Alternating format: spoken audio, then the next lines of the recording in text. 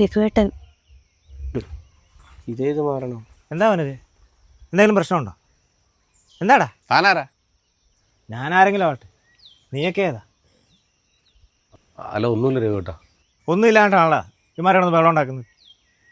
എന്താ അവനത് പ്രശ്നം? പറ.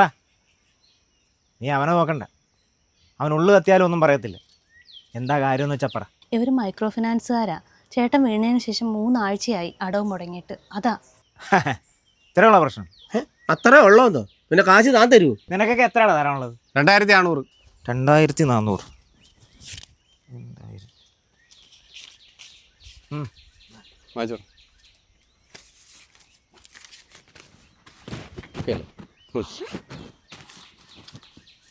ചേച്ചി, മൊബൈലിൽ മെസ്സേജ് വരും കേട്ടോ. പോട്ടെ ഏട്ടാ. പോട്ടെ. ശരി. എടാ പോ, ബാക്കി 100 രൂപ ഇങ്ങ് എന്നിട്ട് പോടാ. ഓ സോറി ഏട്ടാ, മറന്നുപോയി. ആ 100 മുഞ്ചി.